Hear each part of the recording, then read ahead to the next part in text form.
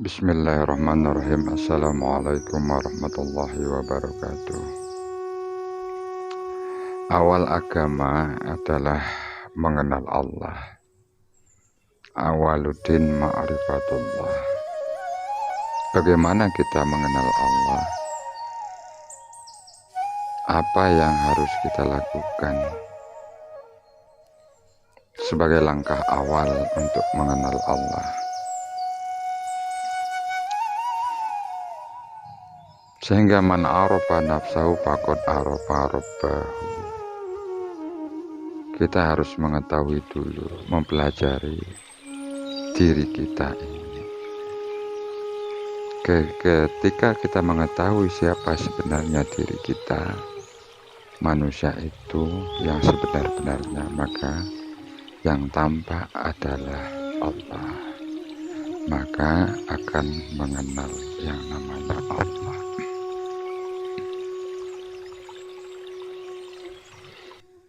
Mulai dari mana? Ada namanya sifat 20. Wujud, kitam, bako, mukhalafatul lil hawadith, qiyamu binafsi, dan seterusnya. Memang di sekolahan, di pesantren, di majelis-majelis ta'lim, di pengajian-pengajian, di madrasah-madrasah, sifat 20 itu hanya diketahui saja, hanya dihafal, kemudian dinyanyikan wujud kidam bako. Tidak dijelaskan maksud dan pengertian yang sebenarnya dari sifat-sifat itu. Nah, ketika ada misalnya wujud, sifat pertama wujud. Allah itu wujud. Wujud itu sifatnya Allah. Mustahilnya atau mukal itu Adam atau tiada. Wujud artinya ada, Adam artinya tiada. Mustahil bagi Allah itu bersifat ada. Hanya sifat mustahil ini hanya untuk penegasan dari sifat wujud. Selama ini yang kita ketahui. Makanya hanya berupa lagu-lagu dan hafalan. Wujud kidam bako.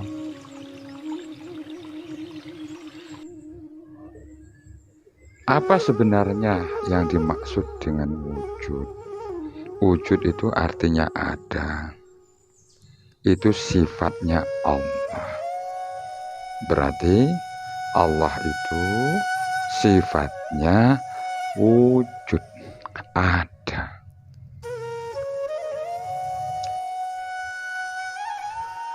Nah, kemudian mustahilnya itu adalah Adam, artinya tiada. Inilah yang jadi sifat wajib makhluk atau manusia. Jadi Allah itu wujud, manusia itu tidak wujud atau adam. Jadi wajibul wujud itu sifatnya Allah. Wujud.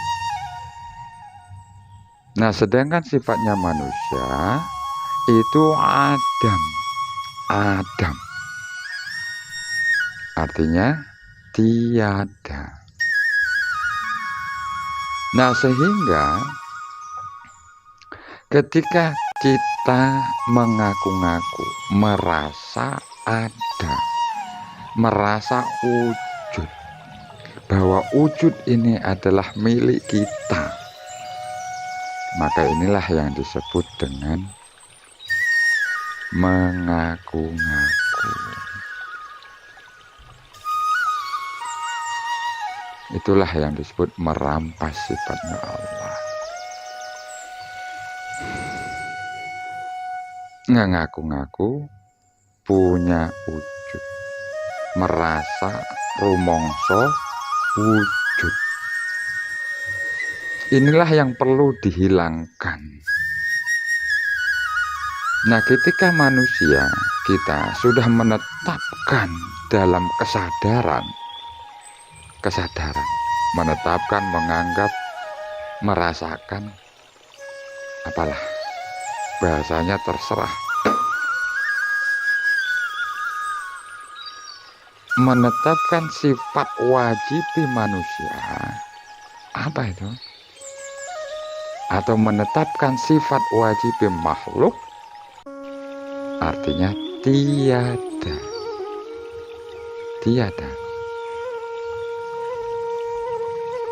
Maka yang muncul itu yang ada. Atau dibalik, Allah itu wujud. Jadi yang wujud ini adalah Allah, yang bernama Allah. Tidak ada yang wujud selain Allah. La maujudan illallah. Lah kok ada manusia merasa wujud? Atau aku yakin Allah itu wujud. Tidak mungkin perkara yang gaib menciptakan yang wujud. Yakin. Tapi aku juga merasa wujud. Ini kan dualisme.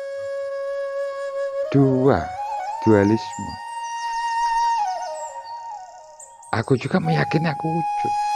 Allah wujud, aku yakin, tapi nggak tahu di mana. Berarti dua. Katanya satu. Tauhid itu satu. Nah, karena diciptakan manusia itu berikut dengan perangkat-perangkat nafsunya, yaitu nafsu nafsiyah, keaku-akuan diri, maka manusia merasa wujud.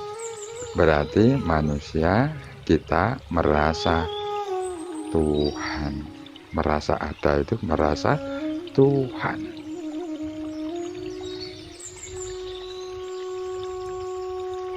Karena Allah mempunyai sifat ada, kita mempunyai sifat ada, berarti sama dong.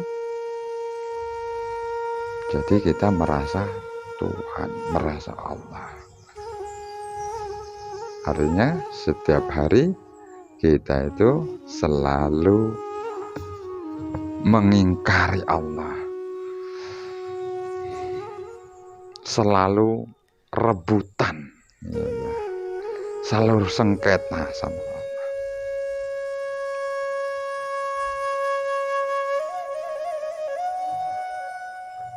Ya seharusnya kita tetapkan, pandanglah yang wujud ini. Itulah yang memiliki nama Allah, yang bernama Allah. Jadi Allah itu ada, Allah itu wujud,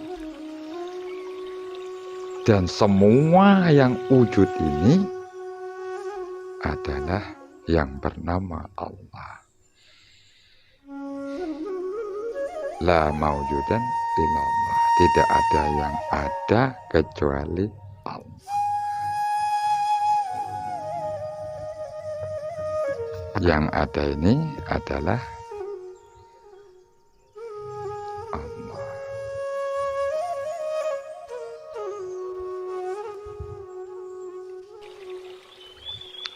La maujudan illallah.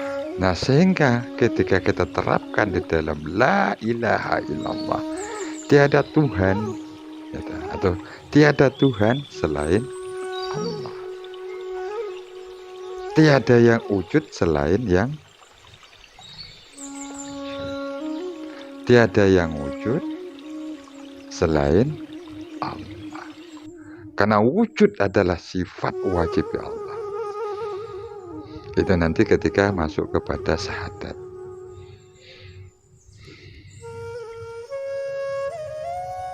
Kemudian misalnya sifat hayat, misalnya hidup. Kebalikannya atau mustahilnya maut atau mati. Hidup, kebalikannya mati. Hidup sifati Allah, mati sifati makhluk. Oke. Hidup sifati Allah, mati sifati makhluk. Ketika seseorang menetapkan dirinya, anggapan atau merasakan atau rasa lewat rasa ini tadi, aku iki janjane hakikat iki mati.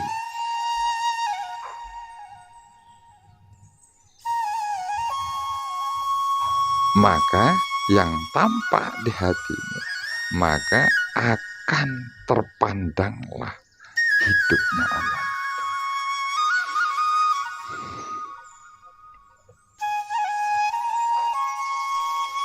Atau sebaliknya, ketika kita pandang bahwa hidup ini adalah hidupnya Allah, kita ini seolah-olah hidup sendiri. Padahal hidup yang ada di jiwa raga kita ini adalah hidupnya Allah.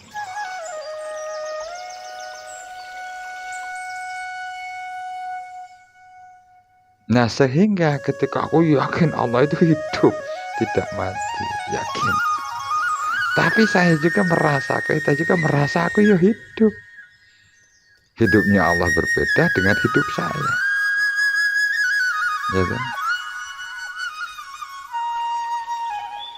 Nah, sehingga itu dua. Itu yang disebut syirik, menduakan.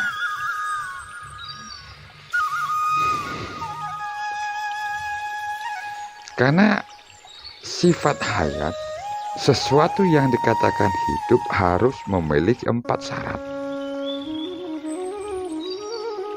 Zat, sifat, af'al. Zat, sifat, af'al, asmu. Nama, sifat, af'al atau pekerjaan.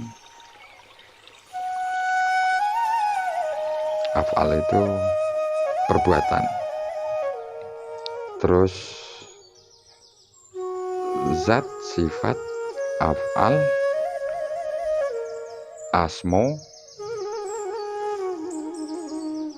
ya 4 syarat. Zat, sifat, asmo, af'al. Nah, sekarang coba lihat di sekeliling kita saja.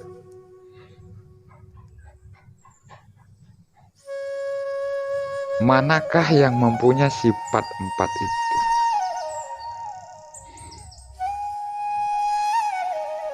Hampir semuanya yang terpandang secara wujud itu memiliki 4 sifat itu. Kalau tidak memiliki keempat-empatnya, itu makhluk. Seperti misalnya malaikat. Malaikat punya zat? Tidak punya. Punya sifat? Oke, punya sifat. Patuh terhadap Allah kan. Nah, terus apa lagi? Punya nama. Zatnya tidak ada. Bahwa malaikat itu hanya nama. Tapi yang meliputi di sana adalah hidupnya Allah. Jadi bisa dikatakan malaikat itu uripe Allah. Apalagi batu, misalnya batu, ya punya zat, punya sifat, punya afal, punya batu. Manusia Tubuh ini punya afal, punya sifat, punya nama, punya. Ya berarti yang punya 4 syarat itulah yang disebut hidupnya Allah atau hayat. Tidak boleh mengaku-ngaku aku hamba adalah Allah, tidak, melainkan aku hamba itu mati. Yang hidup ini adalah Allah.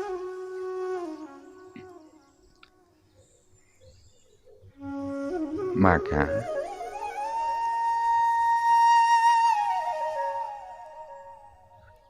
Rasulullah mengatakan mutu qabla antal maut, matikan dirimu sebelum kau mati.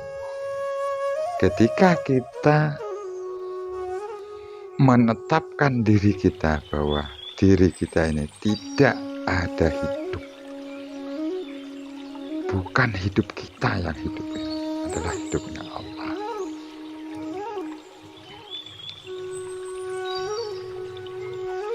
Maka semua amal perbuatan kita, ibadah kita adalah milik Allah.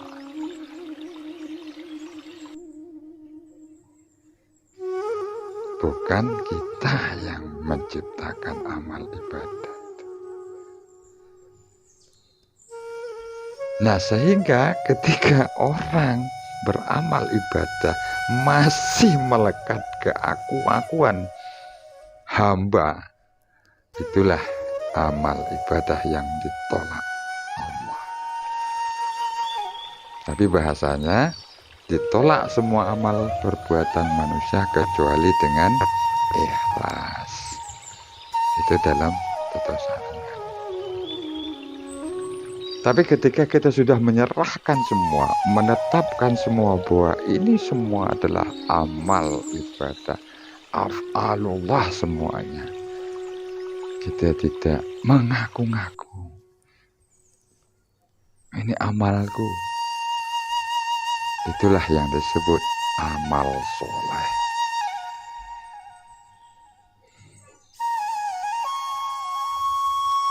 Itu 2 sifat ya, sifat wujud, sifat alam. Dan kalau 2 sifat itu ya kita pahami, renungi, tafakuri, maka yang tampak semuanya ini adalah Allah. Itulah yang disebut mengenal. Man arofa nafsahu faqad arofa rabbah.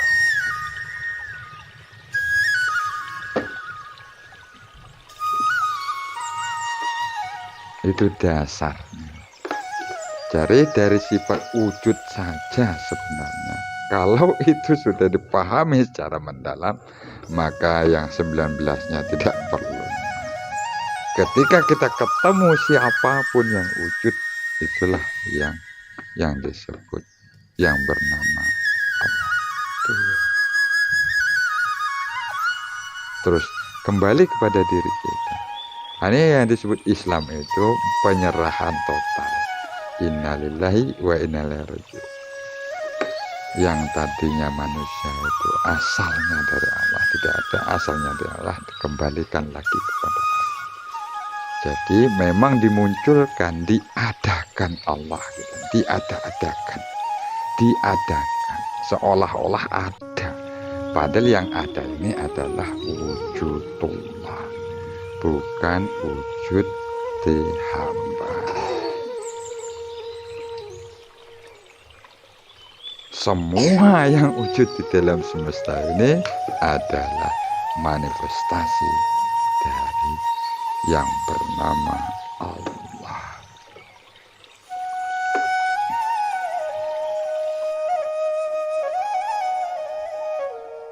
Terima kasih.